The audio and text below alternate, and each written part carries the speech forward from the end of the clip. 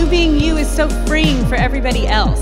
But that's the fear we live in, is that somebody is going to not like who I am. You are going to know me. You're going to know my strong points, but that also means you're going to know my weak points, and allowing people to be there for you at your lowest and your darkest. I'm just there to say, it's going to be okay. You're going to make it. And what's deep inside you, in your core that's been planted there, is what's going to come to the surface. So what are you planting? That is the longing we have inside of us. Tell me who God says I am. Welcome to Authentic You, a podcast brought to you by the Women of Jesus Culture. Welcome back to Authentic You. It's the three of us here today. I'm CJ Leapshire, and the last two have been me having to interview people, and I wanted my cohorts in this to hang out and chat. And you hear all of our greatness. We need like a name. It's the three. I'm Becky. Everybody, hi. And I'm Erica. Hi. She's our South African friend. Mm-hmm. Makes us sound smarter because she has an accent. Totally. I love to tell people that I have a friend from South Africa. They're like, wow. And we actually have a really fresh topic. Yes. We had a whole different plan for this podcast, actually. Till about 15 minutes ago. Right. So who were we going to interview, CJ? Banning. We were going to interview Banning. And we changed our mind. He begged to be on this podcast. Yeah, because we're better than his podcast and stuff. Well, we have more fun. Yeah, definitely. For sure. I can attest to that. But we rejected him. So we actually were going to talk to him about what it looks like to celebrate women in leadership, which I think will be a great topic. And we'll bring him back in some other time. Mm-hmm. But actually, we were just talking right before the recording, and we started talking about life, and this topic came up, and we felt like, hey, CJ felt maybe we should discuss this in the podcast. So what are we talking about today, C? I want to talk about what it looks like when the ugly comes back. Because for me... And not like a zit. No. Or not like weight that you gain. We could talk about that sometime. We could talk about that stuff. Best blemish treatments or quick diets. Let me tell you, turning 40, you still get It's not pretty. Yeah. What the heck? I'm 40. Hey, I do want to say real quick, we're doing a podcast survey for Overall Jesus Culture, the podcast that we offer. And we got a couple of surveys back in. And one of our questions we ask is, what is your favorite podcast? What's one of them? And we have several men that have answered the survey who in their top favorites was Authentic You. So they're listening. Well, men, do you get zits like their creators also? Because that, I'm sure, is why you want to listen. Oh, my gosh. Okay, just kidding. So what we're really talking about is when the ugly comes back. So for me, there have been victories I have fought for in my life. I have fought for freedom from anxiety. I fought from, just unhealthy patterns that I've had or fear that I have walked in. And man, it is so discouraging when you think you have a victory and boom, it pops up in your face. What do we do when that happens? How do we walk it out? Yep. So we're going to be talking about that and diving into what that looks like for our own life, how we walk it out with the community, the word, and we've all experienced it to some level. So we're really excited. It's going to be a really good podcast. But before that, we want you to check this out.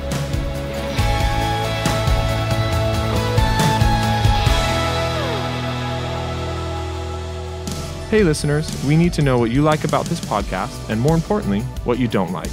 Please go to jesusculture.com/podcast survey and take 2 minutes to answer a few questions. You'll get $5 off for the Jesus Culture online store and be entered to win a sweet prize. Go to jesusculture.com/podcast survey to help your favorite podcast become even better. Again, that's jesusculture.com/podcast survey. Hey everybody, we're back and we are getting ready to dive into our topic of what to do when the ugly comes back. I think that's going to be the name of this one. It's going to stick. It's a good one. It's going to be good. And we're really excited to just share with you a bit of each of our lives. But before that, we want to highlight Erica's awesomeness right now. She can speak 2 languages, which we're very impressed by because we can't. And I bet we have a lot of listeners in South Africa. So yeah, maybe we do. Well, my first language is Afrikaans. And it only gets spoken in South Africa. So it's not been too handy here. People, not too handy in America, but let's go for it. Yeah. Say hello and say some nice things about us, because we won't be able to know. Well, hallo my mede Suid-Afrikaners. in Suid-Afrika. So ek dink die titel van hierdie podcast gaan wees Wanneer die lelikheid terugkom. It kind of sounds German in Dutchish. We have a lot of r's and ch's in Afrikaans. But there's no Afrikaans word for podcast. It's just podcast. I'm pretty sure they will have something because they have a word for website, which is webwerf. And I think if you're Afrikaans speaking, that's acceptable. But my husband and I, who is a software developer, we laugh our heads off for the Afrikaans words when it comes to computers. That's awesome. But baie welkom. Oh, thank you so much. Well, we agree. Poor Erica has to be friends with me, who cannot speak any other language. I can't even repeat words. Like when my oldest was learning Spanish, she would want me to quiz her, and she would just end up crying in laughter me trying to say any Spanish words. But so Erica and her husband will speak Afrikaans while I'm in the car, and I giggle because some words sound like that, vip, vap, like vip, vap. well, or they sound like our words. So to say swimming pool is a swembad. It's a swimbad. And I, being the mature 40-year-old that I am, roll in laughter that they have a swim butt. Oh my gosh, that's awesome. That's really awesome. Yeah, CJ can only speak American. Yes. Not much English. It's American. It's American. It's very American. It's there you special. go. If you can speak Afrikaans, you just got a little treat there. But CJ, before we dive into the topic, you wanted to share a little bit about the kind of some insight behind the name. I've just been thinking our podcast about Authentic You. And, if you're paying attention in the social media world, in the blogging world, you see a lot of women who are out there kind of spilling their guts and becoming slightly famous for spilling their guts in this raw, broken, here I am. And some of it I think is really beautiful. But at the same time, I feel like it is creating a different mindset of what it is to authentically be you. Like authentically being you isn't you're vulnerable, you cry at the drop of a hat.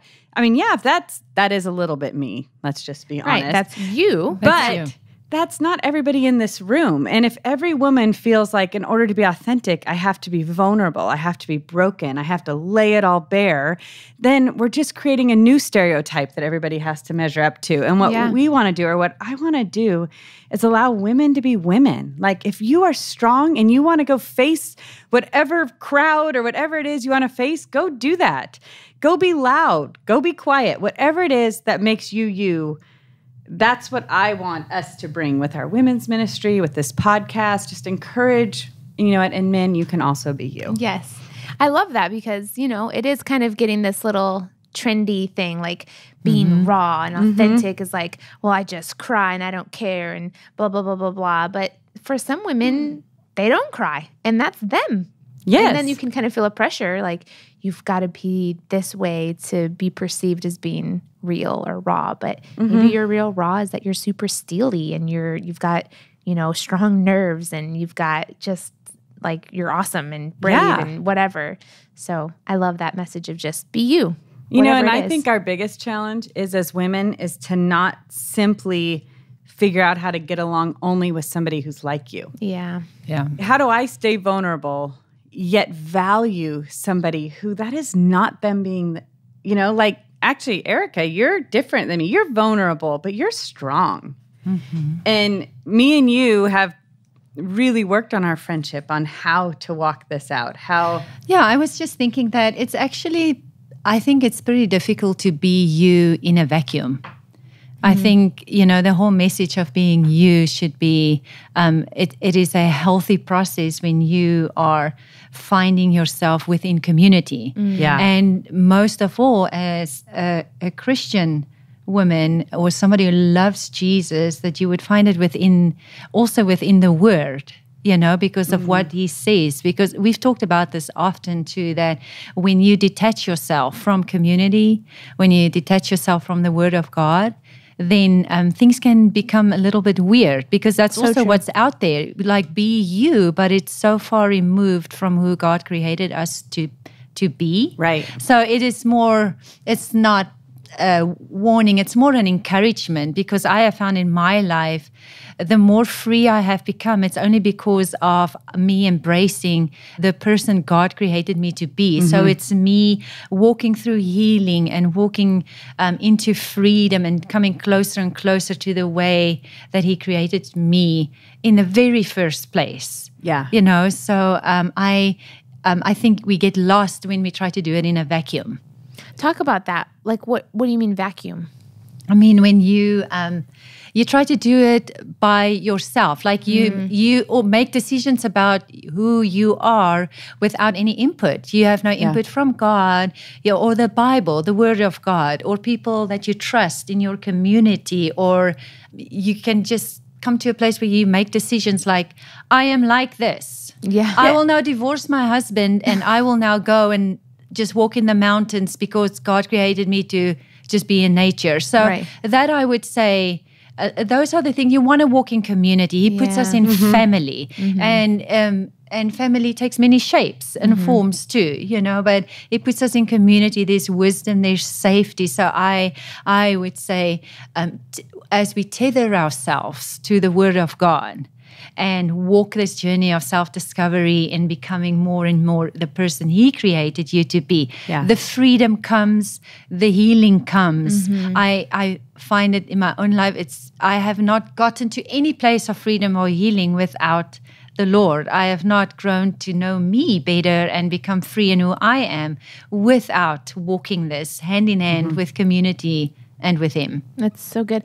I think too, you know, women have this, it's kind of the stereotype that we go to the bathroom in groups, we hang out in groups. Women are always with other women, and we do community so well. But what we found in our church is that's actually not the case. It can be really hard. Really lonely to be a woman, and you're at home with your kids, you feel isolated, like you can't get out, or you don't have kids, or you're not married. Exactly. And where do you fit? What do you do? Yeah. And so CJ's done a great job, even within this whole podcast was birthed out of our women's community at Jesus Culture Sacramento, like kind of like blowing the lid off what we thought women needed even. And we realized, oh, wow, we need each other. And it's not easy. It's not easy to say that. And it's really not easy for women to connect. We wanted to start to break down those walls. Yeah, I was thinking when Erica was talking about the Word and with everything else, there's a part of being you doesn't come without self-control and without that community. Because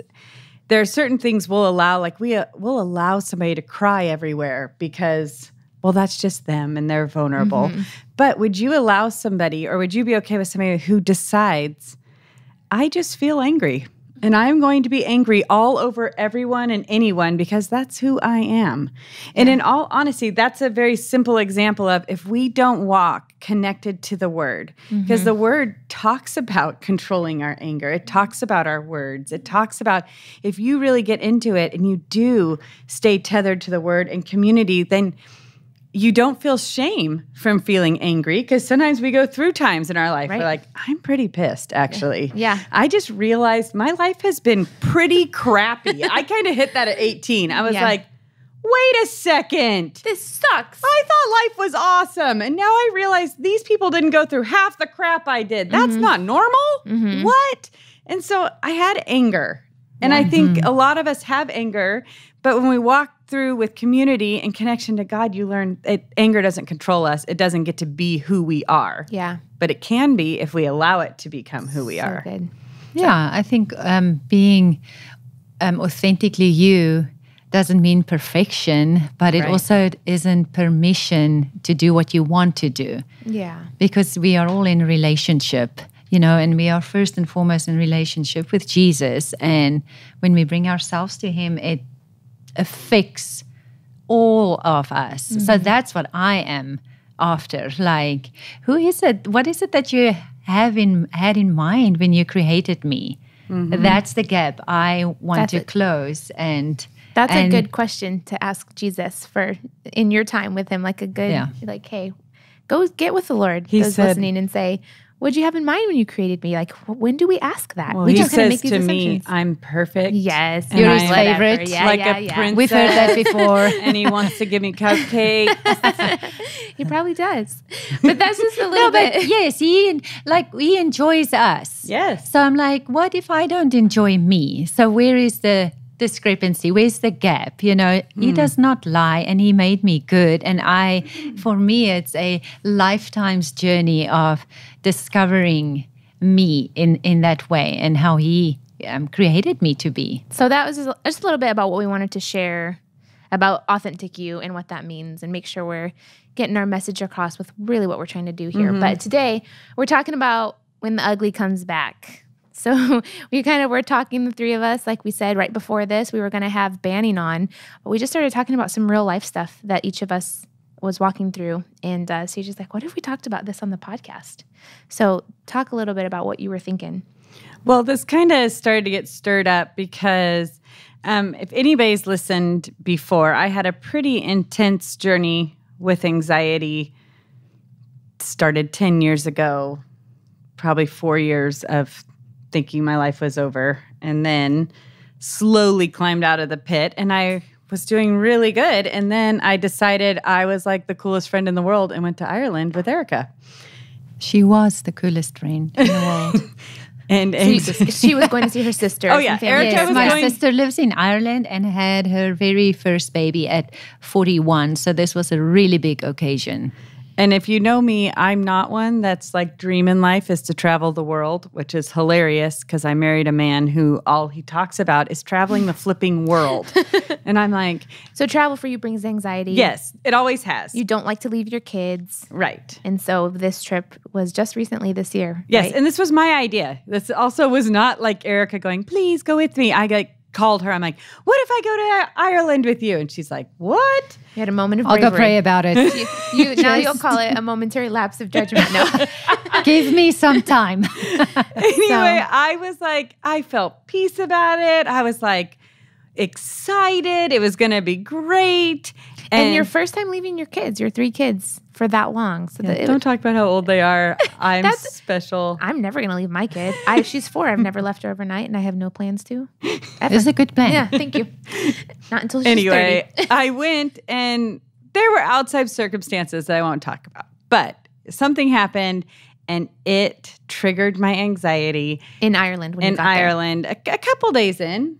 It was so hard, not simply because of the anxiety coming back, but the why the anxiety came back and how I've had victory over this. How come it is here? I know how to walk through this. I know how to defeat anxiety. And I have Jesus in a new way. I mean, all the things you want to tell yourself, and they meant nothing in that moment. And I had to work so hard not to partner with any lies about who I was because this had come back. So what did that look like? I mean, you like you said, you had victory over this thing a long time ago, and did you feel like I've already walked through hell? I do not. Why am I doing this again? Did you feel like you had failed? Oh yes, it was so pretty. It wasn't humbling at all to be in somebody else's home and crying like a little baby about feeling afraid. Oh, it was awful. But anybody who walks through anxiety, you understand the feeling of vulnerability, the feeling of out of control. You can't get it together. And I mean, Erica's walked with me for a long time through the anxiety. So I was thankful I was with her because she knew, and she knew a lot of the right things to say Yeah. that would help. But the biggest thing was not partnering with that I was going backwards, Yeah. or I was going to go back into another 4-year pit. I think also you spend a lot of time, which I try to encourage you not to do, spending time on why. Yes. Yeah. Why? And there is a measure of that because you had a why, but taking it one step further, why me? Or Right. something like that, which is super not helpful. Right. It's actually a lot of energy wasted because life is life. Life happens. Yeah. So how'd you, in that moment, like not partner with that? Was it a daily choice? Was it a minute by minute? Like, okay, I'm just going to choose to believe that this is not going to be my my battle again, or Well, if anybody who walks through anxiety to that level, because this isn't just like feeling nervous. That's Right. one thing. This is like your brain doesn't work. You can't stay awake. You shake. Panic attacks rolling through your body. This is different. You know, sometimes I'll have people go like, I have anxiety too. And I'm like, oh, you do? Well, but you're standing up. How are you standing up? I want to stand up when it hits me. Yeah. Like, what's your trick? You know, so I mean, and everybody, not to diminish that because that's still hard to walk through. But, Yeah. you know, for me, the first couple days were hard. And anybody, I think, that's walked through at that level, all you want to do is make it go away. So you do everything you can. So probably for a day, I think I did everything I could to try to figure out how to make it go away. And then I feel like I just started to walk through the tools. Once I got myself like, okay, it's here. The anxiety is here. It didn't go away after I slept. So what are the tools I know? yeah, And just kind of stepping back into what do I know to walk this out correctly? that's good. Okay, who are some people that have been pillars in my life that I can call? So I called Chris Valentin on the phone. Chris we've known each other for a while. Anyways, like, first question, I'm in Ireland in the backyard of somebody else's house. And he goes, is your period close? And I'm all, yes, it is. He's like, Okay, have you eaten too much sugar? Yes, I have. so good. It's so good though. He was hoping you recognize. Yeah, but those were two things. And so he just gave me there's some simple, just getting outside wisdom Yep. of like, go eat eggs, quit eating sugar. Yeah. Okay, you know, and then, Get protein, lots of protein. yes. Yeah. And then Erica knew, you know, from the many years, so she had lots of things that she would remind me of. Like, hey, who did God say you were in that time? Yeah. And even though it doesn't, your emotions don't line up with it, you fill yourself with that truth. Like, Yeah. I don't believe it, but I'm going to write that down. Yeah. That's my truth. That's my truth. This is the important part, that the fact that it showed up again or just stuck out its head didn't mean your victory. You didn't have victory years ago, or you don't have authority to speak about this, or you cannot help somebody else. That is not what it means. That was my job, to remind CJ that we are not back at square one. This is not what it means. Your victory is your victory. Yeah, you're not disqualified now. Not because you're disqualified. struggling. And I do understand that. I think the hardest thing to do is to not disqualify yourself. Yeah. And we are coincidentally talking about anxiety, but it can be anything, any battle. It can be relationally. Like you walk something through relationally, and a year later it's like, oh, yeah, we're coming around the mountain again. Right. And we want to be, clear, like this happens in all kinds of things. Oh, yeah. So it could be your marriage. And then, you get another bad couple of months and you think, oh, we did marriage counseling, we did the conference, we got through the separation. Like, how are we back here? But to hold on to hope. Like you haven't lost victory over your marriage. It can or be in your health. finances. health. It could- Anything. for me, when I was first met Banning and CJ and you guys started to kind of spiritually parent me and mentor me, I struggled with fatherlessness and this orphan mindset and just feeling unloved and all the things that go along with when you don't have a dad.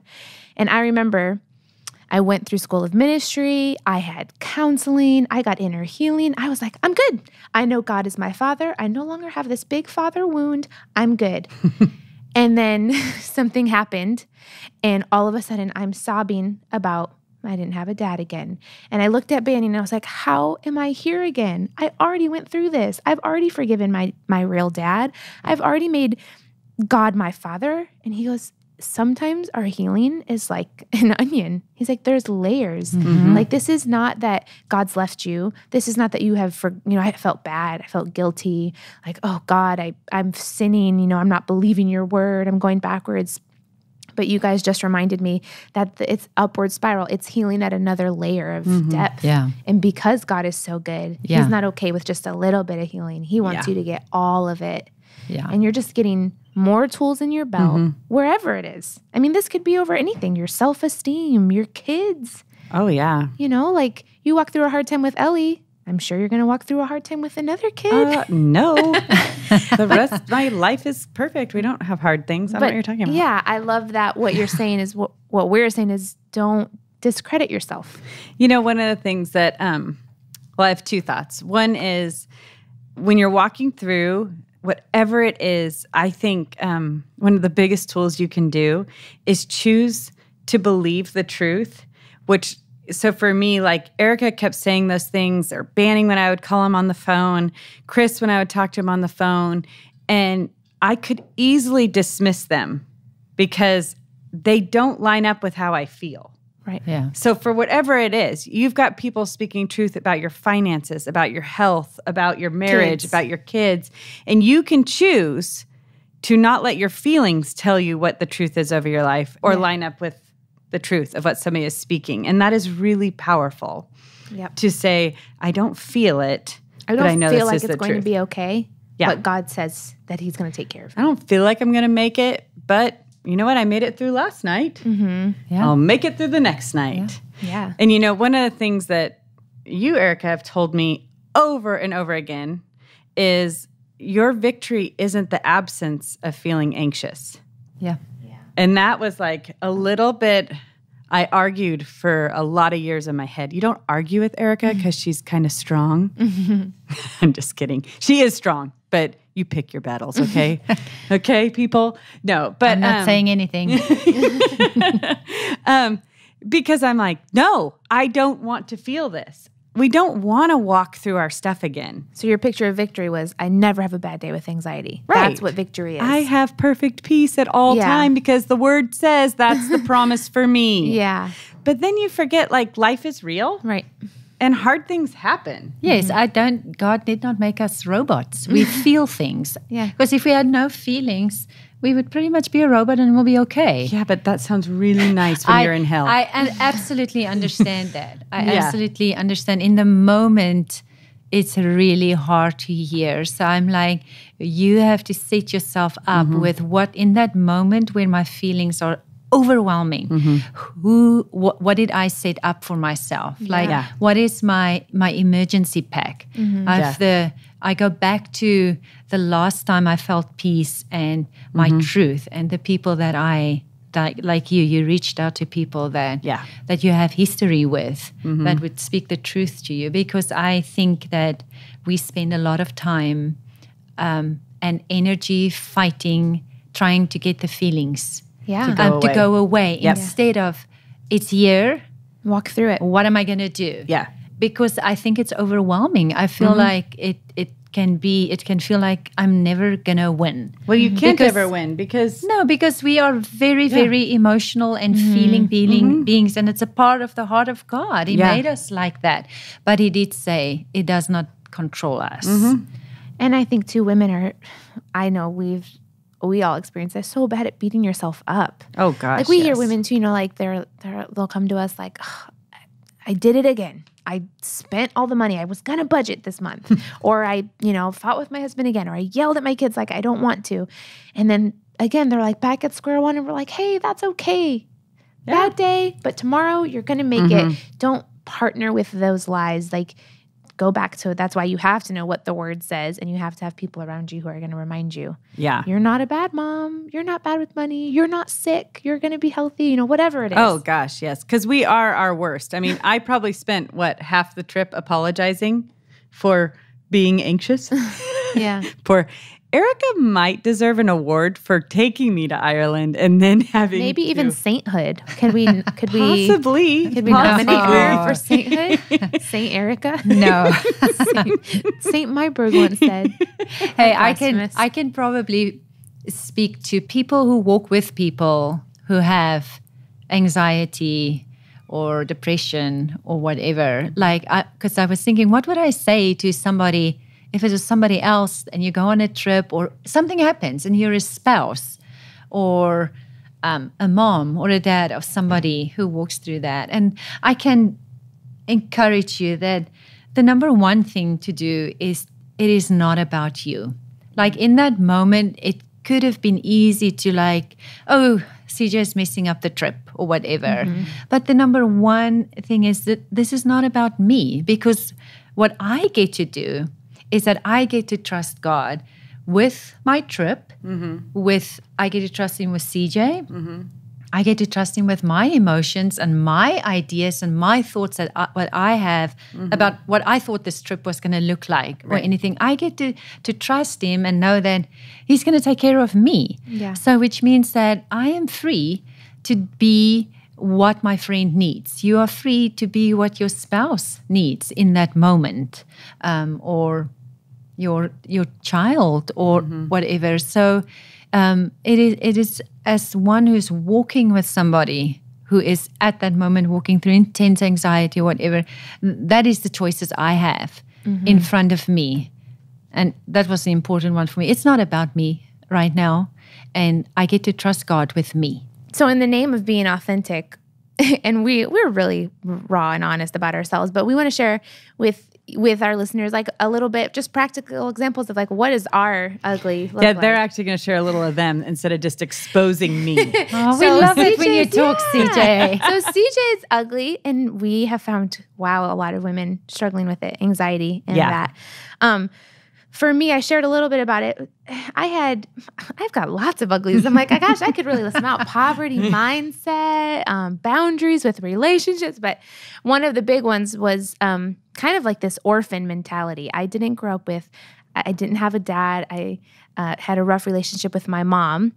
And so I got plopped into this amazing family with Banning and CJ, and even here at Jesus Culture, I've shared a lot about that, how they kind of took me in when I was 19. But last year, we walked through... It was a rough year. Can we say it? I was youth pastoring their daughter. Yes. Who was just walking Figuring through. out how to be a teenager. Yeah. And it wasn't always easy. Exactly. Made some big messes. And in that, I was in the middle of it, kind of caught in the crossfire. And immediately, to protect myself, I orphaned up. And I said, okay, I'm going to remove myself from this family that has loved me. I don't deserve it. I've, not handled things perfectly. So I just thanked them for pouring into me for the last 10 years and just decided the relationship was now done because it was, I didn't handle it perfectly and maybe they were mad at me, and just to protect myself, just shut down. And I actually remember telling Banning, it was a great run with CJ being close to me. And I'm done. And thank you guys so much for all the love you've given me. When she said it to me over the phone, I could tell she was teary. And I knew this was a deep thing for her heart. And I was like, oh, wait, family doesn't end because we go through a rough thing. And we're not mad at you. We're all just trying to do it the best we can. Yeah. But So for me, there it was, that ugly popped back up. And time and time again, I was crying to Derek, how am I feeling like an orphan again? How do I feel unloved? How do I feel unworthy? God has spoken to me about what I deserve in life, but, not to partner with it. I didn't just pack up my bags back at square one, forget all the encounters and all the truths that God has done, in my life, and said, okay, I'm struggling again, but remind myself, I am loved. I'm not going to struggle with this orphan thing, and just keep walking through it. So that's for me a little bit of what that looked like and what some of my uglies are. Which I really like this now. Now it's cool. I'm going to ask, what's your ugly? And it's funny, whatever is your ugly feels way worse than everybody else's. I'm sitting here, I'm all, oh, poor Becky. She has an orphan spirit. This in my head. I'm like, that's nothing. At least you don't look like a lunatic. How about you, Erica? In Afrikaans, please. Oh. No, just kidding. Yes. I would say for me, it was relationships. It was friendships that somehow... You just can't have good friends. Yeah, I cannot have good friends. There's something wrong with me. I'm too much. I'm too this. I'm too that. So not at all understanding how the Lord put me together. So I chose to believe that He wants to give me good things. Yeah. He really does. He's not holding back on me whatsoever. As you can see, all of us are saying the importance of knowing the truth of God, that He's good, that He loves us, that He says good things about us. So we're going to wrap up. But CJ, she's got some just practical things that you do every day for when the ugly comes back, so that you're ready, that we wanted to share with you guys. Yeah, I was thinking through what are 3 basic points that I would encourage every person who's listening to do every day in order to, when the ugly comes back, we know what to do. We know who we are. And, it's so simple, or it may sound silly, but read your Bible every day. There are times, I'll be honest, I read my Bible and I don't know what it said. Or I read my Bible and I didn't pay attention to what I read. But there's such an importance of it's actually getting the word in you, because when you need it, it is there. Yeah. It is there as a tool to give you strength when you don't have anything else, when you don't know what else to do. Then the other thing, Erica talked about it a lot, but it's learning yourself. Simple things like, I don't like change. So if I had a plan for the day and Banning, who's the king of change, walks in and changes everything about my day, I feel anxious. And before, that used to throw me into a total fit. And now I've learned, oh my gosh, this is just who I am. I need 8 hours of sleep, which doesn't happen very often, but I need it. And then I think, to be honest, you got to figure out how to let someone in your process. If that's your spouse, if it's a friend, if it's a counselor, because I know not everybody has access to a great friend. But let somebody in so that when you're hit something, you're not alone. You have somebody you could text, you can call and just say, having a rough day, remind me who I am. Remind me what God says about me. And just to pull that truth that even though you don't feel it, this is what he says. Halls of Heaven is a song for us that was really fun to write. It's really about just coming like a child into his presence. And me being a father, I love it. I know I love it when my kids run up to me, even in the morning, they come in just bursting through the doors, jump on our bed, tell us whatever the dreams they had that night or whatever. They just feel unafraid to be themselves around me. And I think that's how God obviously feels about us, is he loves us unconditionally. He asks us to come boldly and come just as we are. And so this song is really just about that, just coming like children. Matthew 18:3 talks about that. Unless we become like a child, we'll never enter the kingdom of heaven. And so there's this amazing thing that happens when we worship. There's the awe, the reverence that we experience, but also I think this playful side of God that he wants us to have fun. He wants us to feel joy in his presence. And so, yeah, I think this song is just really about that, just coming, like I said, boldly, coming, just as we are, and feeling that freedom and that confidence that we can be ourselves and we can just run to him, run to his arms. And so, that's just what this song is about. The latest album from Jesus Culture, Love Has a Name, is available worldwide, featuring 12 brand new songs recorded live at Jesus Culture Sacramento. Get your copy today. Order the CD at store.jesusculture.com with the code JCLP3 for $3 off. Again, that's store.jesusculture.com and the code is JCLP3. Thanks for listening. This is a subject that's tender to my heart because I want to see us walk in victory and not shame. And, we said something earlier that for so many of us, we hide these ugly. We want to hide it from people, but we also want to hide it from the Lord. And I think true freedom can only come when you show him your ugly. When you bring your ugly to him and let him help you with it. Let him fix it. Let his truth shine on it. Because half the times what we think is a mountain of ugly, he's like, it's a drop. It's nothing. Let me show you the truth of what this is in your life.